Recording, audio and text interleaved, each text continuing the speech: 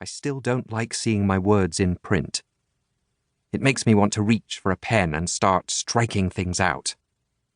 Anyone who says they enjoy my writing is clearly either lying or has terrible taste. "We're going to be arrested," I say for at least the 6th time as Louisa returns to me, her stack noticeably thinner, while mine remains robust. And for the 6th time, perhaps the 7th, for she has a knack for speaking to my fears before I can voice them, Louisa replies, "We are not going to be arrested. There is nothing illegal about offering gratis literature in a public park." I tug down my knit cap, though I'm sweating so much it seems likely to slip from my head like I've been greased. "It's going to rain." "It's not going to rain," Louisa replies, though with less conviction and a glance upward. The sky is grey, and the thin clouds leach all colour from the world.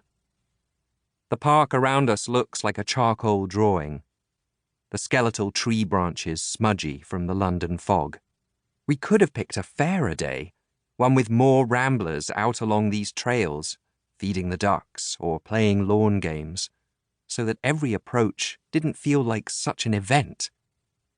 Though, were the park more crowded, my anxiety would easily rearrange itself into a fear of being recognized.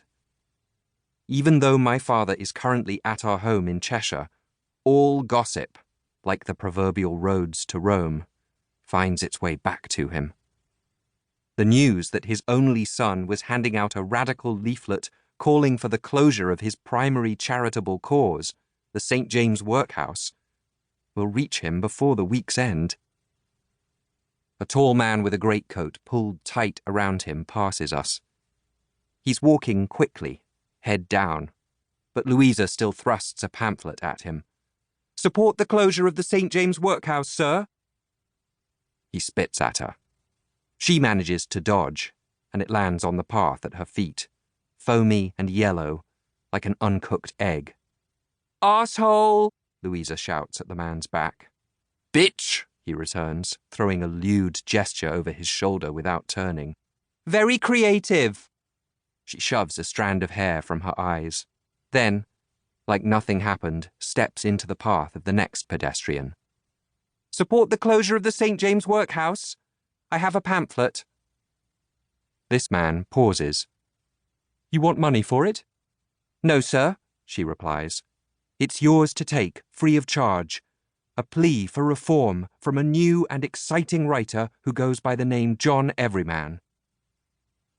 He takes it, and as he starts again on his way, Louisa whirls on me with a triumphant smile. "See, it's not so bad. You were just spit at. Spit is easy to wash out." And he missed.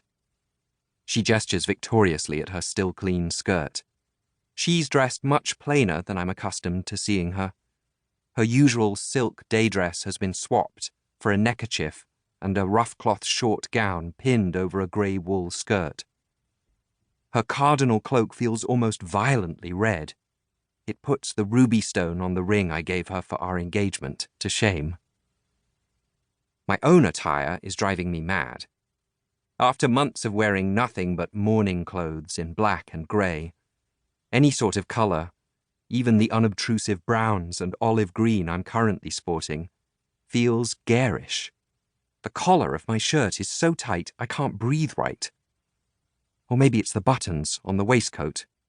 Or maybe it's the fact that I'm wearing clothes at all. It all feels too small on me, and every spot on my body where the cloth touches my skin itches. The day is chilly and damp in the way London is always damp, even when it's not raining. But I can't stop sweating. How does sweat actually work?